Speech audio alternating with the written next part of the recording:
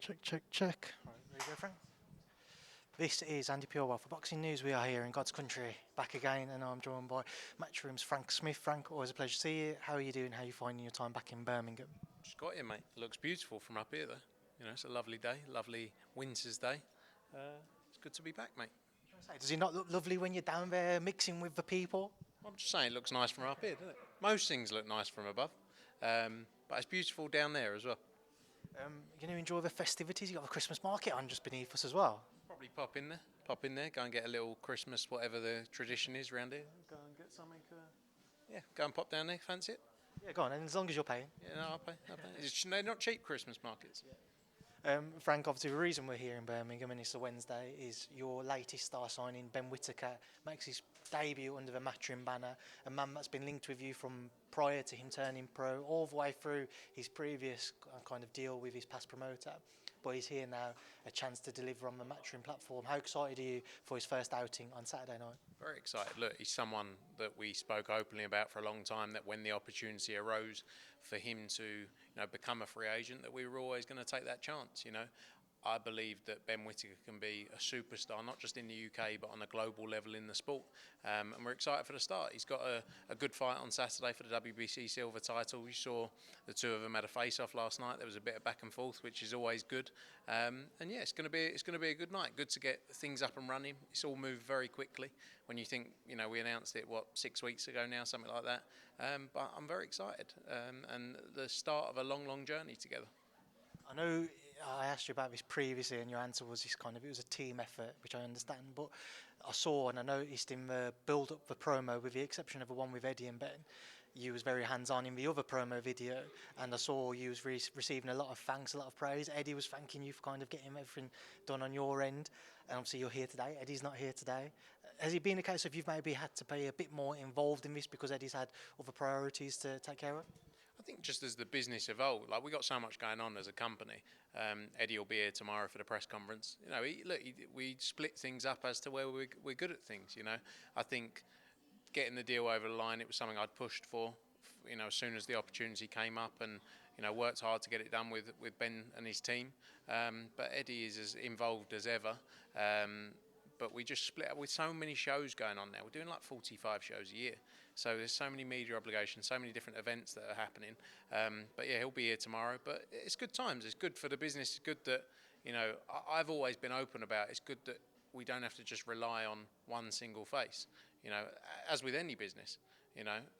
So that was always the focus for me, is ensuring that we had a strong business and strong relationships, whether Eddie was there or not there. Obviously with Ben, the first Liam Cameron fight was a kind of a tough fight to come through up until obviously everything happened with them both falling over the ropes. The second fight was a lot more ruthless. He didn't want to mess about. He wanted to get the job done. We've seen him earlier in his career showboating, being flashy, all those viral clips going out there. On Saturday night, do you think it's been kind of an involvement of Ben that he just wants to get the job done, he wants to look ruthless doing it? Or do you think we might see more of that flashy showboaty style come back out? I think it's going to be a mix of both. I think under Andy Lee, you're going to see so many improvements as well, and that's going to be key.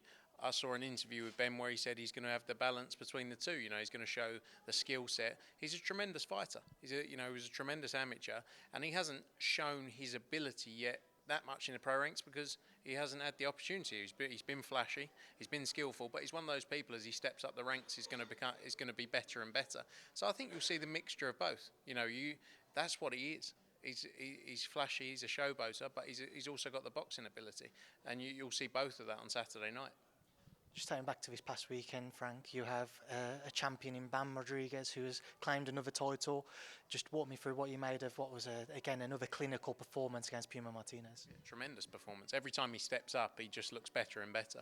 When you think of what he's done at such an early stage of his career, it's quite amazing to see, collecting the belts the way he has in the performances. You had a guy in Puma who all throughout the week was coming forward, was trying to bring that energy to it, but Bam was chilled, cool, calm, collected as he always is, and he did his job in the ring, and it was a tremendous performance for him. And there is no limit to where this guy can go to. I saw he's moved to number 4 in the pound for pound rankings. I think in time he'll move to number 1. He's just a special fighter, and one that you don't see very often. Is the plan to try and make the winner of a Garcia and Taraji fight so he can have a crack at undisputed after December 27th? That would be great. I think there's talk about Maloney being the mandatory, and there was already the exception for that fight. Look, hopefully we can make it. It would be great to crown an undisputed champion, but let's wait and see. That would be the aim. If not, Bam's got, does he move up in weight? Does he go and win a world title? There's so many options for Bam because he's delivering performances and doing what he's doing in the sport. So we shall see. I spoke to Robert Garcia on Sunday, and he said that the initial plan was for Bam to fight Junto Nakatani this past weekend. Obviously, that fight never materialised in the end. Is that a fight you guys want to maybe revisit? Yeah, anything's possible. All the big fights. Bam wants all the big fights. He's shown that throughout his career. He doesn't want just tick along. He's very different. He will fight once every 6 months in the biggest fights, right? And wait for those big nights. He doesn't want just tick along fights. I get the vibe from Bam. He wants to be out of the sport at 30 years old, say, and have had all the fights and won belts at 4 weight divisions. Become undisputed, unified, etc. So that's exciting to work with someone like that who just wants to test themselves and show how good they are. How long does he have left on his deal with yourselves? We're working on a new deal now with Robert Garcia and Bam, and I'm very confident we'll get something done very soon. He's a tremendous fighter. He's someone we worked with for 3 or 4 years now. It's been a great journey, and I'm sure we'll continue that. See Devin Haney this past weekend with a brilliant performance against Brian Norman Jr. to claim that WBO title. One thing I want to talk to you about is kind of the comments from Eddie afterwards, saying that he's not necessarily an entertaining fighter to watch, and it seemed to have ruffled a few feathers of Devin, of Bill, suggesting that wasn't the case when they worked together, when they worked under the Matchroom banner. Eddie kind of sung his praises, said he was must-see boxing. What changed? Devin said that Eddie's like an ex that just won't let go effectively. I didn't actually watch the fight, to be honest. I think it was about 2 o'clock in the morning, and I'd just flown back, so I couldn't keep myself awake. But I didn't watch the fight to actually say whether what Eddie's saying is, he's got his opinion of what he said. He obviously thought that, otherwise he wouldn't have said it. Look, the relationship isn't what the relationship was. Obviously, when you're promoting someone, you have a different duty as well. You're going to sit there and say, oh, it was great, it was boxing skills, and it's different. I'm very different, my view, obviously, as you know, as to boxing. I want to see what the casual fan wants to see, which, let's be honest, is KOs and destruction and tear-ups, not necessarily a boxing clinic. There's different people, people have different fans of different things. You can't write off what Devin Haney's done in the sport. What a 3-weight world champion at, 26 years old? Insane. Amazing. And fair play to him and congratulations to him. But yeah, you have to speak to Ed because I didn't watch the fight, so I can't say whether he was right or wrong. So, sorry if that's a cop-out. Obviously, over social media, him and Conor have had an exchanged quite a few messages with each other. Although maybe Bill and Devin played down that fight on Saturday night, do you think there's movement made? Do you think it's something which could be worked on and we potentially see Devin Haney versus Conor Ben? I think Conor's put himself in a position to get all of the biggest fights, whether it's at 147, 154 in time as well, but 147 is very much his focus. The Devin Haney's, the Ryan Garcias of this world, he wants all the biggest fights. And because he draws the way he does, because he's entertaining in his fights, because he's entertaining outside the ring, he can get those fights. So, I think all of those are possible. And when there's that back and forth, that's what builds a fight, ultimately. So Conor's in the position to get any of those fights he wants, in my opinion. Final topic I just want to touch on, Frank, before we wrap this up. He was obviously out in Miami, hence why he wasn't in Saudi, with Anthony Joshua, the Jake Paul fight. I'm sure if you speak to anybody in boxing at the beginning of AJ's career, they'd have never foreseen this fight coming to fruition. How quickly did the deal all fall into place? I think it was a matter of days, if not, maybe a week, that it all got together and, was pushed through. And look, a lot of people, again, will have a view on this fight. Rightly so, everyone can have their opinion. But if you were in his position and someone said, do you want to get paid an absolute fortune to knock out a former Disney star? Happy days. We'd all do it. So we can all sit here and have our view and say, I'd never do that. It's not good for boxing. But it's like, he's going in there, he's going to end the Jake Paul era of boxing. and then he's going to get back onto his plans in 2026, and he's going to make a load of money doing it. And fair play to him. He's worked very hard to put himself in that position to do it.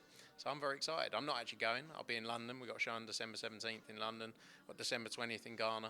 So I'm steering clear, but I'll be tuning in, I'm sure. I'm sure you'll be aware, Frank, a lot of people going into that bout are expecting AJ to produce something quite destructive, if you will, and something quite quick as well. Are the team, is everybody aware of that kind of pressure, that expectation that they want to see something quick from AJ? Because there's a lot of people suggesting that if it goes, the later it goes, the worse it looks for him. Yeah, look, there's going to be pressure on him, obviously, to knock out Jake Paul in the first minute. Stomp across the ring and 1-2, and Jake Paul's out. I mean, that he's going in there like, you know, people say, but is he taking it seriously? Like it's a proper fight. He's training like it's a real fight against a top 10 opponent, like he always would, whoever he was against. So yeah, the pressure's on him to go and deliver that. I'm very confident he will. You know, people saying, why is it 8 rounds? It doesn't really matter. I don't think it would go past the first round. February opponents, who are you looking at? Is obviously I've seen Cassius Chaney being mentioned. Is he kind of a front runner to getting back out into more of a traditional boxing fight? I don't believe so. I mean, there's talk ongoing around what's next in 2026. Hopefully news soon on that. It's exciting times for Anthony Joshua. He's going to go and knock out Jake Paul, have a big 2026. He's going to become a world champion again, and in the biggest fights possible. Just last one from me on it all, Frank. The relationship with MVP and Nikis, obviously I know in the last couple of years it's maybe been a bit tumultuous. You've had a few back and forths. I'm good with my language, Frank, when I want to be. But yeah, just how is that relationship now? Yeah, look, we've had our ups and downs, and they've been very public. But when you want to make a deal happen, when you want to work together, things get done. And that's what we saw here. You know, we don't always align on everything. He's obviously got his job to do, promoting and looking after Jake Paul. We've got our job with the clients we represent. You're not always going to see eye to eye. But I think when deals can be made, you know, we can all be very sensible and get things done quickly like we've done here. So, yeah, it's good. And you'd have to be a hater not to look at what they've done, whether you like them or not, whether you agree with things they say, but not to look at what they've done and go, yeah, fair play. Look at what they've created, you know. So, yeah, I think it's good. I think it's good. And as we've always shown, we just want to make fights. And if the deal's right for the fighters we represent, happy days. Frank, it's a pleasure as always. Enjoy your time back here in Birmingham, and I'll see you throughout the week. See you later, mate. Cheers. Cheers, Frank. We're playing rock, baby.